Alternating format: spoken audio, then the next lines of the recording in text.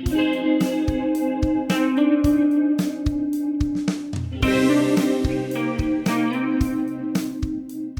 everyone, welcome to Membership Voice. I'm Kerro O'Shea, the coordinator of The Voice and host for this evening's webinar. A special welcome to tonight's guests, District Governor 9455 Dee Buckland and District Governor 9465 Pat Schraven. Hi Dee and Pat, how are you both? Really well, thanks Kerro. Great to be here. Yeah, hi Kerro. Thanks so much for hosting us tonight. Really appreciate it. Hello everyone. I'm just thrilled that you're able to join us for what I regard as a very important presentation. But speaking of important things, I also think it's very important at this stage to acknowledge the Whadjuk people of the Noongar Nation, who are the traditional custodians of the land on which I'm hosting tonight's webinar. I acknowledge the strength of their continuing culture and offer my respects to elders past, present and emerging. At this stage, I would like to hand over to District Governor Pat, who's going to lead off with the presentation. Thanks, Pat. Thank you very much, Kerro. Welcome everyone. Thank you so much for joining us tonight. Dee and I both hope that you get a lot out of this presentation, and of course we're open to questions at the end.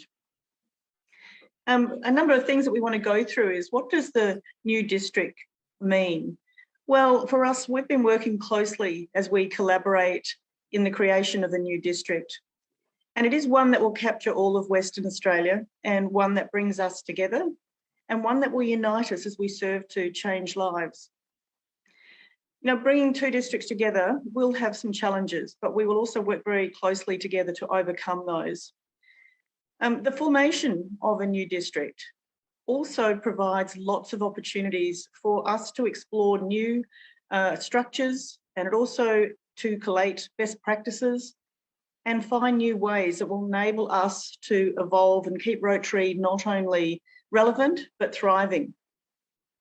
Dee and I and the rest of the steering committee are committed to keeping our members informed as we go through this journey together. And one of the questions that has been asked is, when does the new district commence? Well, it's as of the 1st of July 2023. And so that's our time frame that we're working towards, and we can talk about that a little bit later on.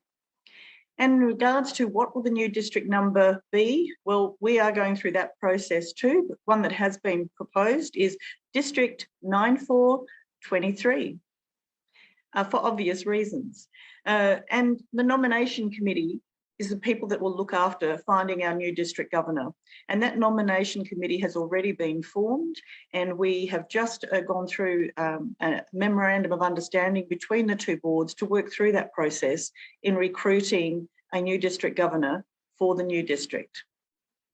I'm going to hand over to Dee to talk about the transition structure for the 9455 and 9465 transition to one district. Great, thanks so much, Pat. We've been very lucky, Pat and I, to be working with Jessie Harmon. And Jessie Harmon is the RI director from our zone, and she sits on the RI board. And she talked to us about what other districts have been doing in terms of moving towards a combined district. And she's recommended that we use 9710, I think it is, that they've been doing this for the last few years, and they've successfully developed a process whereby this was very successfully done. So on Jessie's advice and on looking at their documentation and how they're doing it, we've decided to pick up their process. So it's not like we're reinventing the wheel here. What we're doing is picking up the best of their practices and learning from their mistakes. So we're pretty excited about that. So what I'll go through now is basically what other districts have done to successfully go through this process. So we're calling this transition. It's transition to, could you just go back a bit, Pat, for me? Oh, sorry.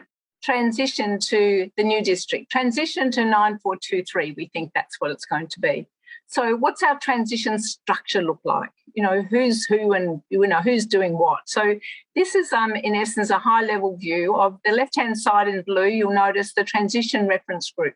So that's basically the two district governors and the district governor-elects of both districts. We work as a team, and we're known as the transition reference group, the TRG.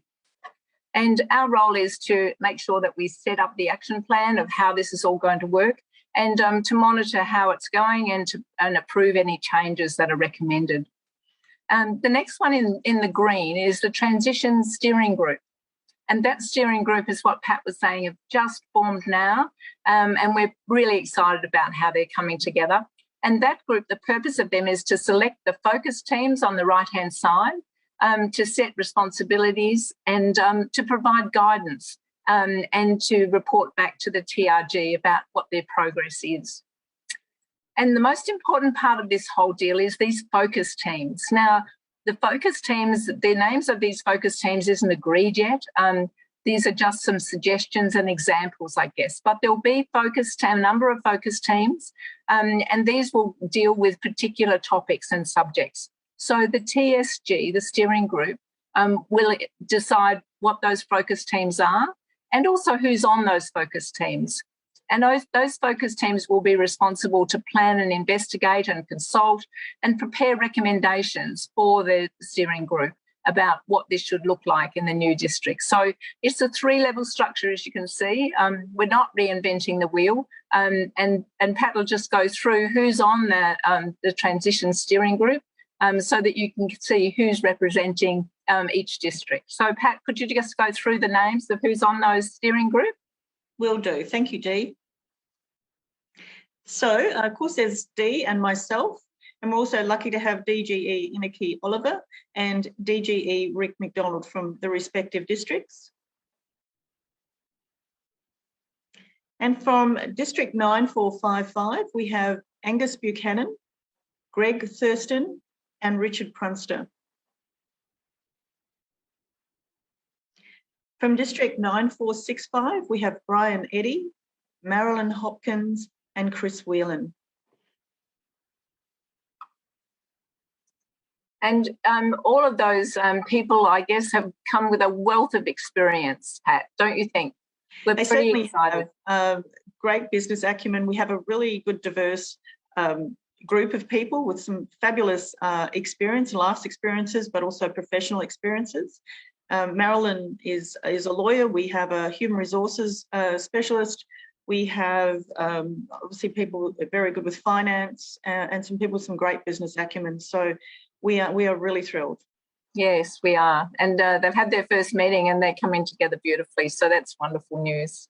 Yeah. And I'm just going to go through now, Pat, the timeline that we came up with in August. So this is the high-level timeline that we've come up with to try and get us to 1/7/23. And it's very doable. We've broken it into sort of big chunks, and we're monitoring that as we go. So across the stages down the bottom, you'll see that there's an initiation stage, which is when we're sort of just starting out, and the TRG had their first meeting, and we're sort of looking at the new district number and just preparing our plan. And now we're in the planning stage. And so that between September and end of October is when we're looking at the TSG having their first meeting, the TGN, the district governor nominee being looked at, and just finalising the action plan going forward, and the focus teams starting to get formed. So you'll notice a few red ticks there. So I'm really pleased to say that we have done a few things, and the red ticks are the things that are actually being completed, and the other ones are in progress. And from November to March next year, that's when the focus teams will be meeting. And the focus teams, as I said before, will come up with the recommendations for what this new district is going to look like. And then from about April next year, we'll be starting to implement some of those changes, you know, just getting the constitution, for instance, and that'll go to RI to have a bit of a look at that. We'll be starting to identify the roles and responsibilities of the new board, what they look like, and, you know, getting a new board together for 1/7/23. And so you'll start to see some, you know, changes coming in that space. And of course, from 2023, from January to April to June, that's when your new board will be really getting into the swing of things. And from 1/7/23, then you'll see the new district governor and the new board in place. So that's a very high-level plan, and I know that there's a lot of work underneath that, a lot of actions that need to be done, and a lot of people need to do a bit of work. So it's not about just some people. It's not about Pat and I saying, well, this is how it's going to be. We're taking guidance from a lot of people, the people involved in the focus teams, the people involved in the steering group, all the combined wisdom of both our districts to come up with a new district that just will revitalise Rotary in Western Australia. And we're really, really excited about that. And Pat will just talk a little bit about what the next steps are. Great. Thank you, Dee. So resourcing the focus teams. Both Dee and I, some months back, actually sent out an expressions of interest to people who wanted to be involved in the redistricting.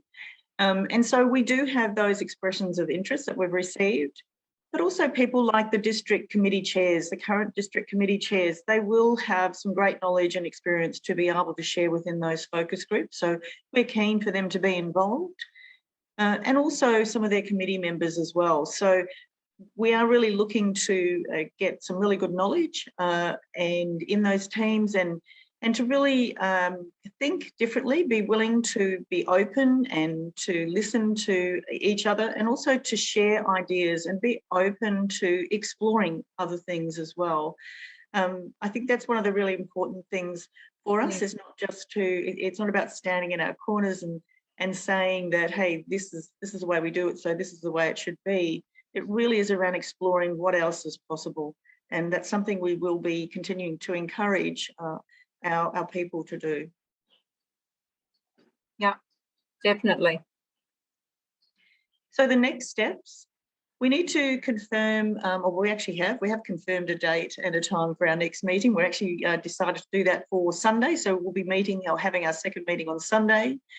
And we will be then confirming the focus groups and also identifying the focus group resources, and we'll need to finalise the action plan. So that's the work that's ahead of the steering group at the moment. So Pat, I think we've probably summed it all up. I mean, that's as much knowledge as we have. That's as far as we've got. If we had more, we would share more with everyone. But we wanted to give you an opportunity to just come with us on this journey because it is an exciting journey to be on over the next 2 years. And we're really pleased that a number of people have put their hands up for the expression of interest. So if you would like to be involved in those focus teams, then please continue to let Pat and I know because it'll be great fun and it'll be a great ride. So thanks, Pat. I think we've been working really well together, and I know that those focus teams will work really well together as well as the steering group. Yeah. So I'm open to questions, Pat. What about you? Yeah, I am too. Yeah. Thanks. Go to it, Thank Karen. you, Dee. Yeah, thank you, Dee and Pat. We did receive some questions from folk who couldn't join us tonight, and we might start going through some of those. This will go to Pat. Perhaps one for you. How can we ensure that clubs outside of the Perth area can be supported? And this was asked on the basis that many district activities occur in the wider Perth area. So how can we support those clubs outside the Perth area? Sure. Well, I think it's one of the good things about having Marilyn Hopkins on the steering committee. She's actually based at the Rotary Club of Margaret River. And I think that that's a good test of how things and to have somebody from the country on that steering committee to remind us to consider that. I know some of the concerns have been that if we, continue to have, just, narrowing down to one RILA or one, conference, etc., how will that work if it's always going to be held in a central city location? And will it still go out to the countries? And I think, there are things too, I think, for the focus group and the steering committees to consider and to talk through. But I think it's really important that people do let us know what their concerns are. We've left some lines open for people to do that through both our districts. And that helps us that we can table those matters with the focus groups. Fantastic. Thank you, Pat. Past Governor Pushpa has indicated that he'd like to ask you a question about global grants. So, Pushpa, if you'd like to switch your microphone on and put your question, that would be great. I thought I'd send the questions off. My question is, what will happen in the new district 9423, if that is the case, if there is a global grant that has been approved but has been quarantined due to COVID, what will happen when the new district is formed? So I'll answer that one if you like, Pat. Yes. So basically, Pushpa, what we see happening with those global grants is very similar to what's happened in other districts, because when other districts have gone through this, they've gone through a similar process. So every global grant will be considered at the time the foundation chairs come together, I presume, in a focus team. They'll look at all of the global grants that are currently on the table and where they're at, and they'll make recommendations about what should happen with those global grants. So there's really no one answer to that. It will depend on where the global grants are in the process, and they'll be taking advice from RI as well on those. I would be very surprised if any of those global grants will be stopped. I think that's highly, highly unlikely. It's about whether or not they'll change to the new number, and perhaps there might be a bit of a process, to go through the new number. We haven't gone into the detail of how that process will work just yet, Pushka, but certainly the focus teams will be looking at that. That'll be one of their first things. If there is a foundation focus team, that'll be very high on their priority list to look at all those global grants and what they would recommend for each of those grants. Does that help? Yep, thank you. Okay. Thank you, Dee. Thank you, Pushpa. A question from Katrina Ferry. Would you like to ask a question? Well done, ladies. Good work on what you're doing so far. I was wondering if there's going to be any joint meetings before the changeover date, or if it's just going to be no contact between the two areas, or a little bit of integration beforehand, or what are you planning? Do you want me to go with that, Pat? Oh, you can do. I've got, yep. Yeah, well, you go. Well, I was going to say, we're obviously having quite a number of meetings already. We did have the joint conference, obviously, earlier this year, and there is a joint conference planned for 2022. So that will certainly an opportunity to bring people to get, 2023. Yeah, I got that wrong, didn't I? 22 is mine. 2023. So in that March of 23, 3 months or 4 months before the due date, there will be a joint conference. We do look for opportunities to do things jointly. Dee and I do that quite well. We've got a few things in the pipeline, a few little projects that we're working on together. And yeah, it's really refreshing, actually. It's great. That's great. Good. Thank you. I think just on that, the more opportunities we have to get together and work together between now and 1/7/23, then Pat and I are really open to it.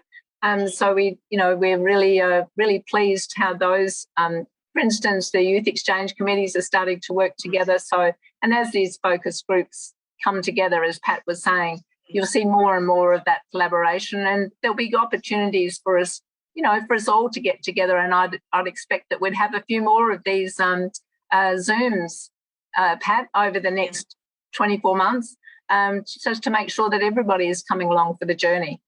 Great. Thank you, Dee. Thanks, Pat, and thanks for your question, Katrina. The next question we have relates to the role of the district governor. Perhaps one for you, Pat. How do you see the role of the district governor changing with the transition to the new district? Is this an opportunity? I see it as an opportunity. Look, it's one of those things, once again, it's work that has to be done. And we've looked at what's happened in a few other areas. And in a way, there's a flattening, if you want to call it, of the structure, or a sharing of the workload with the creation of a different structure. And, one of the things I see that as an opportunity, and how it actually looks in the end, obviously, is still to be determined.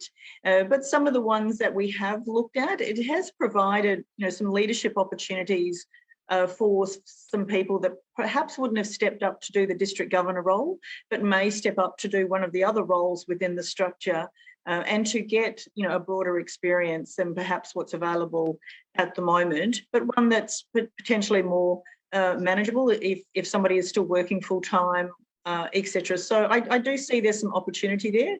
The district governor, in the end, there are some things we do need to consider. At this stage, it's pretty much where we think it will be, but there's some work still to be done on the steering committee on what the actual roles and responsibilities are for the people within the structure. Thanks, Pat. Did you want to add to that, Dee? No, you said it all, Pat. That's good. Looking at our clubs, we have going on for 100 clubs we will have going on for 100 clubs in our new One Rotary in Western Australia. In the lead up to the transition, you've done some great planning already, and there's obviously a lot of work to be done. But what can clubs do to help smooth the transition process? Well, I've got a good one for that, Pat. I think, and I've seen it happening already, that clubs are visiting other clubs. And I think that's the best thing that a club can do right now. One, because it's great for a club to go and visit any club, doesn't really matter where that club is.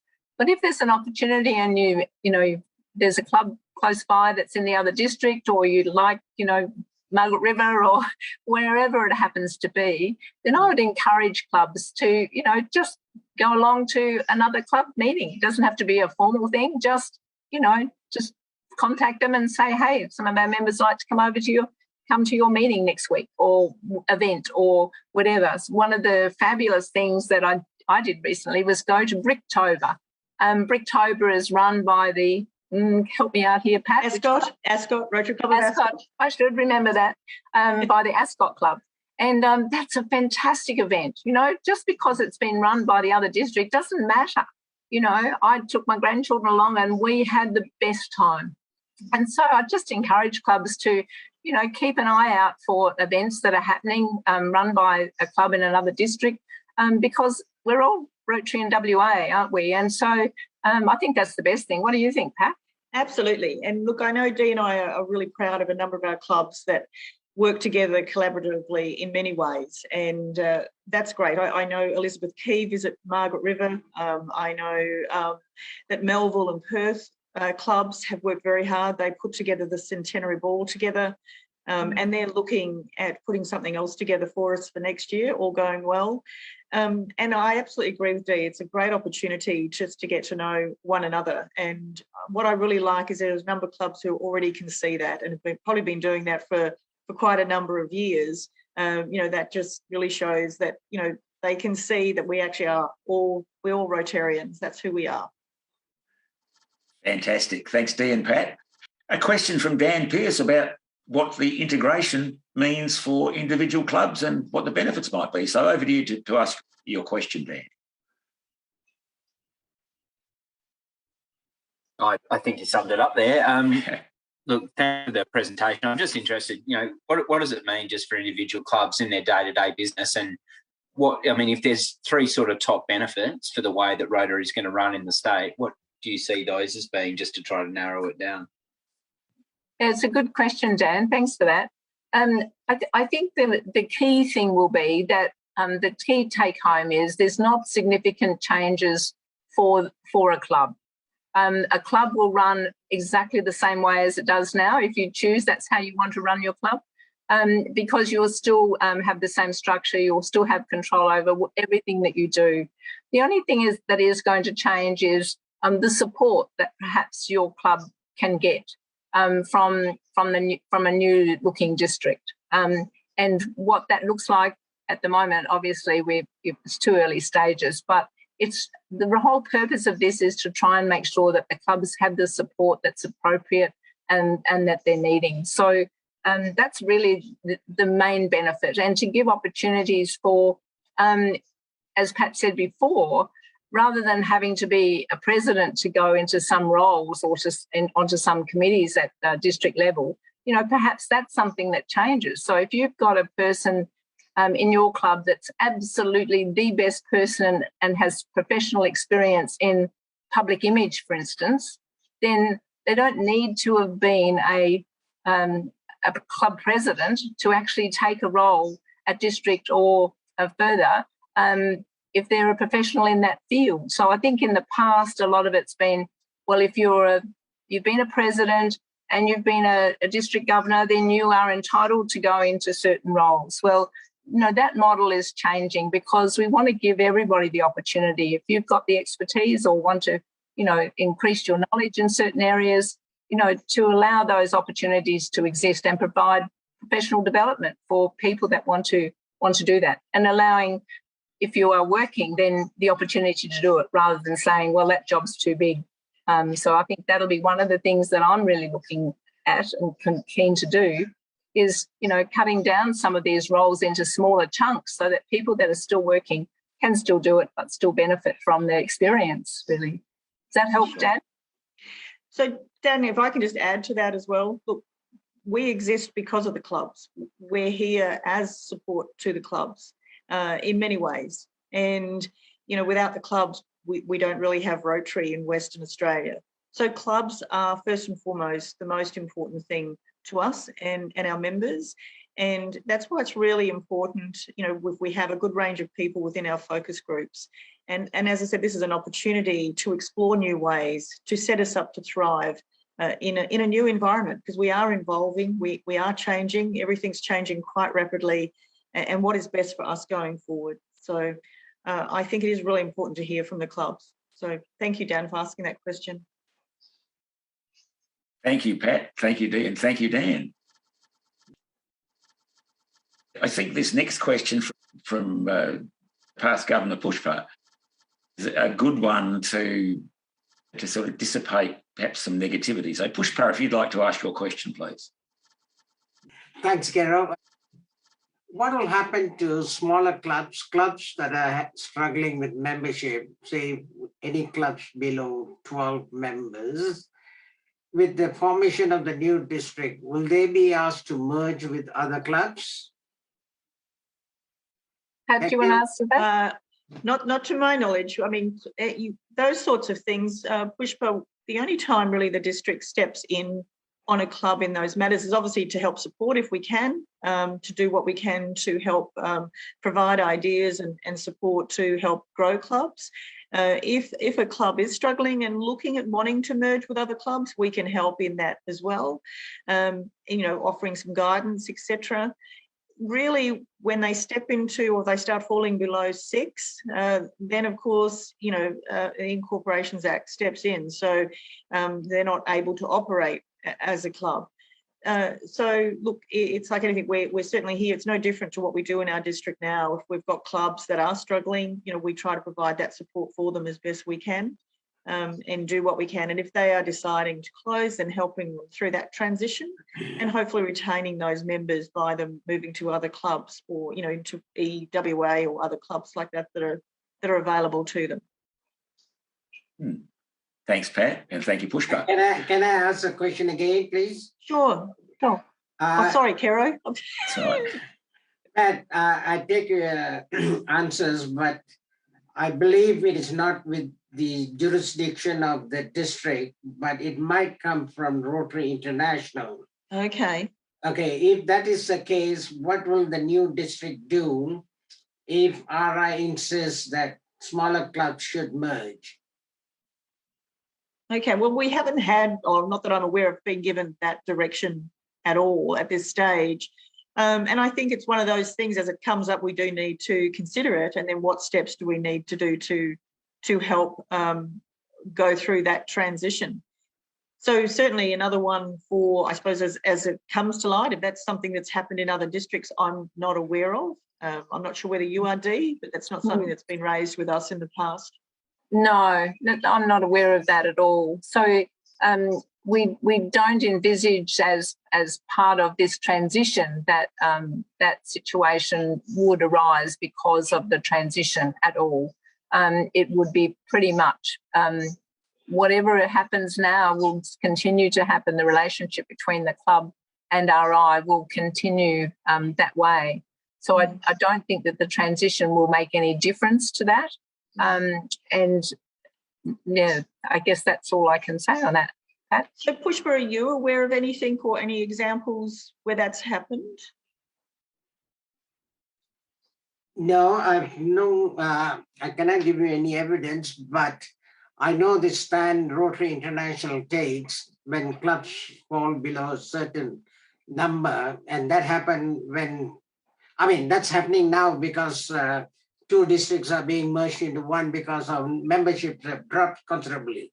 So what will happen is, I wouldn't be surprised if Rotary International will come back when this merger is taking place to instruct the incoming district governor to review all the smaller clubs and try and merge them.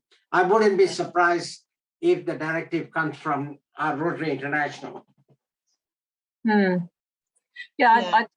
I wouldn't expect that to happen, Pushpa, but I think the reason that districts merge is because, as you say, because the number of members and the overhead of running. But in terms of a club, if the club can't afford to pay the dues, then it's understandable that those clubs would be suggested, or those members suggested, to move to another club that can meet their obligations as a club as part of Rotary International. So that I don't see that happening, but let's take that on board and see how that goes. Fantastic. Thank you very much, Past District Governor Pushpa. Much appreciated. Thanks, Pat. Thanks, Dee, and thanks, Pushpa. I think at this stage it might be a Trevor Church's question about networking and information between clubs might be a good one. So over to you, please, Trevor. Okay, I can see a huge possibility for synergies between clubs. So can we set something up so that each club can find out what another club is doing in the similar area? So if a club is doing a tree planting project, you might have another club in 4 or 5 clubs away wanting to do exactly the same thing so they can get together. I think there's a lot of avenues to be able to do that, obviously through the different newsletters, etc. And of course, we can't forget Phil Cordery and the great work he does with his Rotary Out West, which seems to inform all of us across both districts about what's going on. So there's some great channels to be able to share that information. There's also, in my Rotary, there's a place for clubs to enter in projects and things that they're doing in there. And I suppose that is a place for, if we were given permission, to be able to share some of that data, but the data obviously would have to be collated into that area for that to happen. Does that help, Trevor? It does, but a lot of the time, there's a lot of people who wouldn't look at my Rotary, and Rotary Out West will get a quick scan, and the involved don't see. Well, I encourage you to use my Rotary. It's one of the things, or a site that's actually provided to members, 4 members, and it is one of the things that obviously your fees and dues that you pay to RI, it's what you're actually paying for. So it is a great thing to get into. So I do encourage that. Fantastic. Thanks, Trevor. Thanks, Pat. And this is an interesting one that I received during the week. There are some strong personalities currently in district positions. I'm just reading it as it was given to me. There are also some members who have an old-fashioned way of thinking about Rotary. How will the district officers be chosen when the merger occurs to ensure they are members who have a vision for the future, as opposed to repeating what's always been done in the past? What a lovely question. Yeah. And look, all of those things are right. There are people who are very traditionalists, and certainly we need to honour the past and find the ways to do that. But we also do need to look to the future if we want to thrive and survive. Look, it's really important. We are certainly aware of, how our membership has looked and where it's sort of been sliding in the past 10 years, in both districts. And there's certainly now some activity going on in 9455, and there's certainly some clubs that I have admired there where they have really shaken things up and what do they call themselves, a bit disruptive. but and they are moving away from some of the traditional stuff, but still very professional and still doing great work. And I think Rotary really encourages us to do that. Certainly in my travels with and talking to the clubs, just exposing them to, or even reminding them that they have more flexibility than what some of them actually do believe. We still have people who think that they have to do certain things, even in regards to attendance. Rotary moved that some time back, and it's focusing about what you do, not just about showing up. So there are some changes. There's so much flexibility that Rotary offers. We just need to work through those things to set ourselves up, for the future. And as I said, we can't disregard the past. There's a lot of respect and honour there that we need to hang on to, but there's also a need to open up and be ready to go forward and respect really all the variety of people that we have within our two districts, and to always provide the good that we can with those skills that we have. And I think that's our way forward, is to find that respect for one another. Yeah, I agree, Pat, on that, and definitely. And also, let's not forget we have Rotaract clubs as well, and so we'll be encouraging Rotaract clubs to give us input as well into their thinking for the future, and so making sure that we are balancing our strong experience of the past, and looking to the future as well. So I agree. And in District 9465, we have a number of schools that have strong interact clubs, and they're our future. And, when they come to a stage where they're ready to look at Rotaract or Rotary, are we going to have it ready for them? Are we going to be able to be something that is appealing to them? And that's really how we have to think going forward. Yeah. Thanks, Pat, and thanks, Dee. Another interesting question that came through during the week, and that's to do with our youth programs, and RYLA in particular. RYLA is currently run by both districts, with the program style, facilitator, criteria and content slightly different for each. Could both programs be kept when the merge happens? Well, I think that's one for the focus groups, Caro. It's an interesting one. And I think that comes back to, when they really sit in a room and start nutting out what are the best practices here, what are the benefits of both ways of doing things. And I think that's one of the concerns that have been raised to me is, are we only going to have, the one RYLA camp or because right now, we do we do one RYLA and two RIPENs a year. And, for District 9455, they run theirs as well. And, how many will we be running and where will they be run? And so I think, once again, these are things that just the focus groups really need to work on. We don't have a set answer on those, but the views and the opinions of the people involved in those committees and, the committee chairs and other members who have an interest in that, we're really keen to hear from them about what their thoughts are. So all can be considered. Super. Thank you. Thank you. Nick Lim, are you able to unmute yourself yet? Or am I still picking on you? Can you hear me? Can you hear me? Yes. 1, 2. Ah, Yes. Great.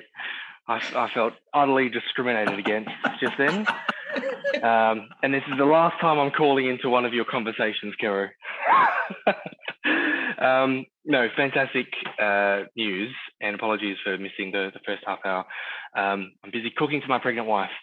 I'm interested to know your views about what is the best practice, like operating model, ways of working for not a Rotary organisation, but for membership-based organisations. To what extent are we looking out to, let's say, for example, the professional entities like the PMI or other such membership-based organisations for ways to make us more effective, to set us up for the future, to attract the RYLAs in, and more broadly, the rest of the broader community in which we serve. And I think about absolute total member value, thinking about technology, and thinking about centralized communications, branding, and community position these sorts of things we can get because of our because of the size that we're operating now and the scale. We might be able to command more attention from the community, having the whole of Western Australia. And one other general comment about that before I pass the ball, I think the community at large is really interested in local. There's a real shift away from global into local. You see that with buying habits, you see that with travel. And this is a potential springboard to set us up for the future if we do it right.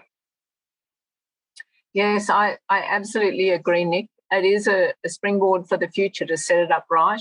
And that's why we've got the steering group who last week were just talking about what you're talking about there, is about what is our vision, what is our proposition. And so we've still got some work to do in that space. We're only very early days. They've only had their first meeting last week. But that's exactly the questions that we need to be asking to make sure that we are heading in the right direction and, taking on advice. We've got some great expertise from external experience on our steering group. And Nick, I know that you'll probably be one of the experts that they'll call in to, guidance and stuff in that space, because you do have a huge vision for the future, and that's really appreciated. And you can see that in how Elizabeth Key Club actually operates. And so we do value your experience and also others that think in a similar sort of way. Yeah, well done. Thanks, Nick, Pat and Dee. West Australia is a large area. Will all the district positions have teams to support them? That's always the ideal way, to have a committee, you mean, a group? Yep. Well, yeah. I understand, but yes, that's what I understand. Yep. That's certainly the best way, to have committees working on in any particular area. And I think one of the things, even demonstrating the steering committee that we have, and I know on my board too, I have a person who lives in the country. I have district chairs who, one of my district officers lives in Esperance. And, with the beauty of Zoom, people can be involved no matter where they are. And I think it's, there's plenty of room plenty of opportunities for us to either meet through Zoom or to, look at those opportunities to meet face to face where we can. But committees are really important, and I think they need to be supported by teams. Yeah. Thank you, Pat. One last question. What learnings have come from the process so far? Learnings? Yes, what have you learned from the process so far? What have we learned? Well, I think one was to be pretty, to really be open, to we can all have our biases or our views, and what we think may be right, but to really be open and to explore, to seek, and to ask some more questions. And we've really got to a good space with that with Dee and I. I really want to understand more about certain things and how they work in 9455. And Dee asks the same. So where possible, we're sharing that information just to get an idea of what's the potential, or what maybe some roadblocks or whatever. So it's been really good to be able to have really good open dialogue. And I think that's been an important one for us. Fantastic. Dee? I think one of the learnings for me is that Zoom does work for us, and trying to get together is challenging because we're all time poor for whatever reasons. And I think that's one of the learnings for us. We went to a lot of effort, in the initial stages, trying to get us all face to face and how that was going to work. And it is really hard. But what we've found is that actually Zoom works really well, and we can work effectively using the technology that's available to us. And so we should embrace that, I think, rather than thinking that we can't embrace technology. So I think that's one of the learnings for me. And the other is that we're all on a different journey. We're all learning at a different rate. We all have the need to, but what's happened, what information have we got available, and not taking things at face value. I want to see that process document from the different districts, and I want to see what that is because I want to make up my own mind. And so I think that's a good thing as well. We can't rush this. We can't rush people saying, well, you're on a focus team today and you need to make a decision tomorrow. Well, actually, that's not how it works. We need to storm and norm and, sort of make sure that we're making the right recommendations and giving the teams the time to do that. And so I think that's been a really good lesson for me, that this takes time to bond to each other and to get our knowledge and all our heads in the right space.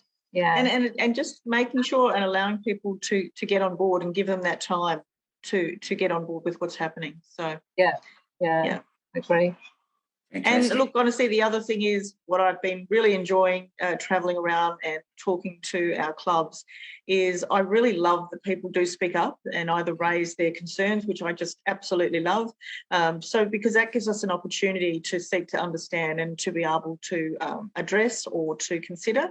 And also, the support as well. Like there's been some really great things and people who are really looking forward to it. And I did have somebody say, it's like the full circle, because apparently some years back we were just one West Australian Rotary district. So here we are again. We have a huge opportunity. A great opportunity. I think that's one of the exciting things. It feels really exciting for me now because of that. It's, to see an opportunity to let's set this up. If we had a clean slate, how would we make this district look? We've just had a request. We've just had a request for more sessions, perhaps like this, okay, lovely. on Zoom, so that everybody can be kept in the picture. I'm guessing the answer to that is a huge yes. Sure. Yeah, that's great. I was a little worried then when you started saying we've just had a request. I thought, oh no, I can't do any singing right now, but that's okay. Yes, I'm sure Dee and I will be more than happy. And Dee. Yeah, absolutely. I think it's necessity, really. We'd love to do it. And I think maybe every month or 2 months, something like that, just to keep everybody abreast of where, what's happening. Next time we'll be able to tell you what the focus groups are and who's working in those teams. And we'd love everybody to come on this journey with us. And so Zoom is a fabulous opportunity that we would love to just keep you informed of how we're going. That'd be fabulous. It is. Yeah. It is. I think our district governors have done a wonderful job tonight. Okay, let's give our district governors a nice big round of applause for a job well done.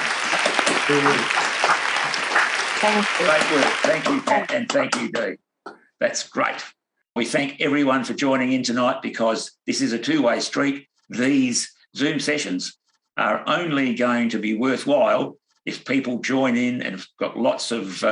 and we're going to have some good, courageous conversations along the way, because a courageous conversation is definitely way better than anxiety and all those sorts of things. So on that note, for everyone except Pat and Dee, good night. It's been lovely having you with us. Everyone. Thank you for coming in. Thank you so much. Thank you for your questions. Thank you. Thank you. Thank you, Kara. Thank you.